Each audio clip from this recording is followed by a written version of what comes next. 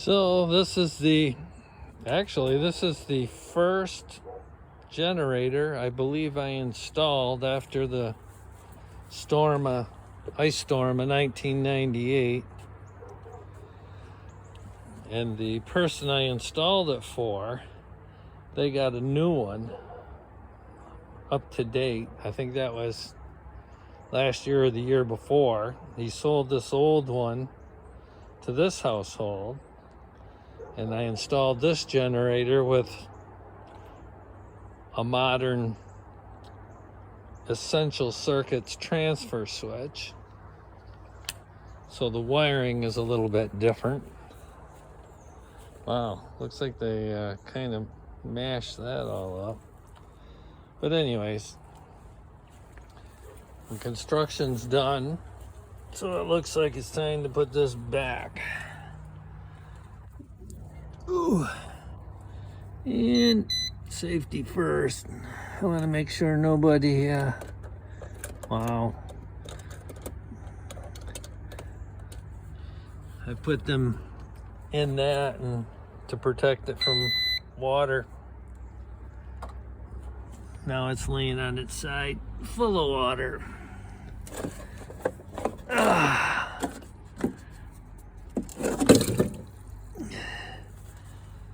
So, looks good.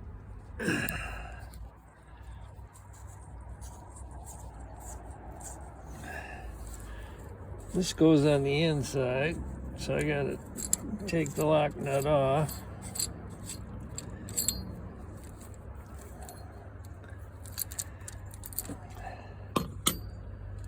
That stays there.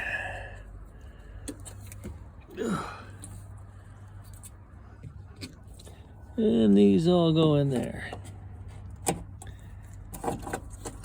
Get in there. This is gonna be fun.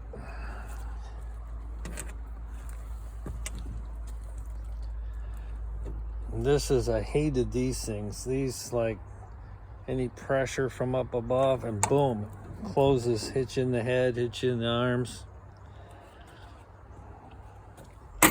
I used to carry a board I could jam in back there so we couldn't go anywhere. Oh great, who's got the fuse?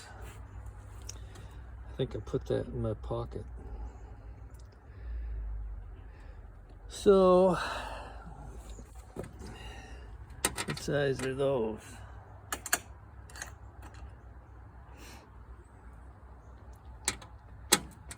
That one. Ugh, son of a sea biscuit.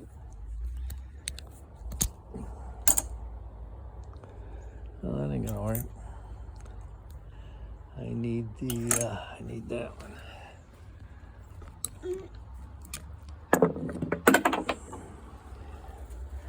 Take that off, put this in, take that out,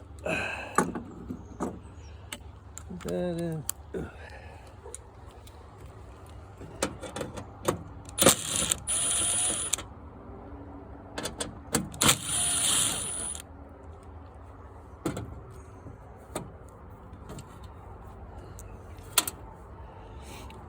Yeah, I think those are 10 millimeter. Something about Generac, they like 10 millimeter. So, and I probably will need the long one. They're way back in there.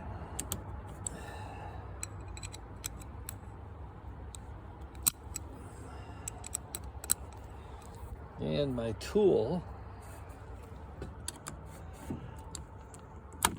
can't get close enough to the cover. So do it from way out here. It works.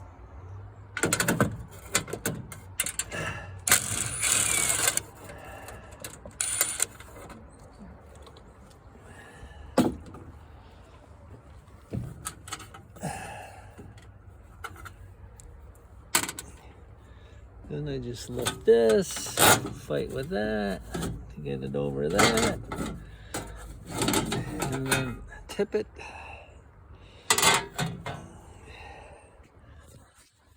Now this is a lot different.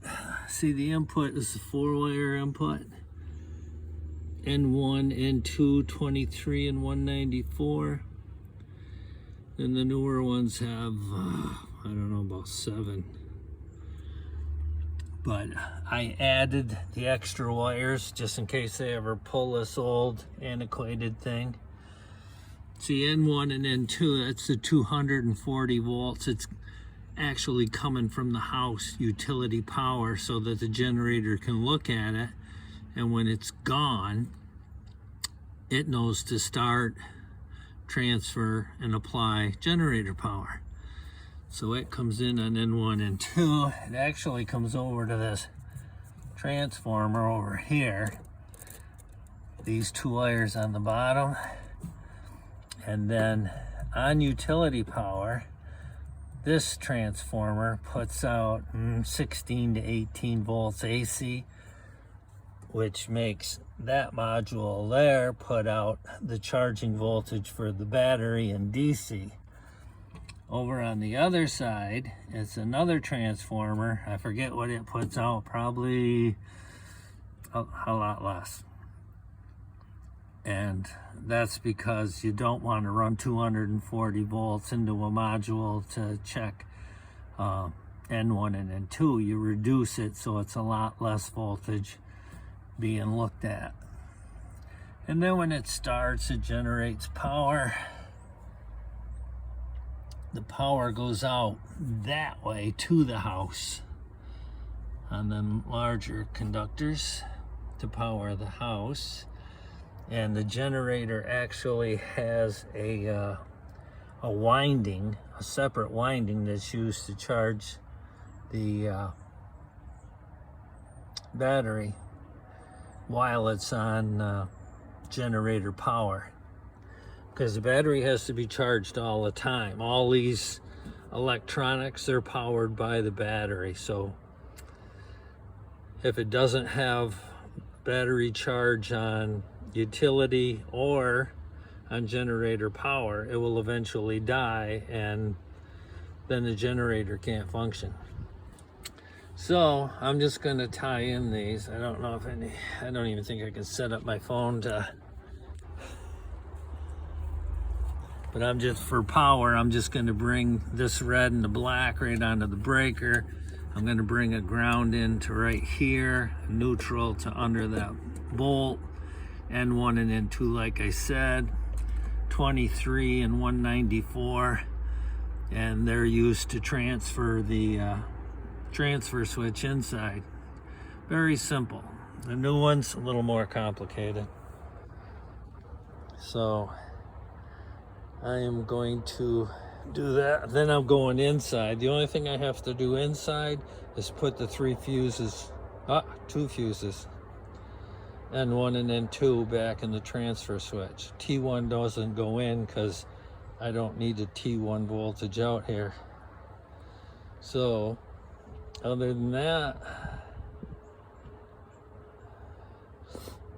I don't think I need to show that inside.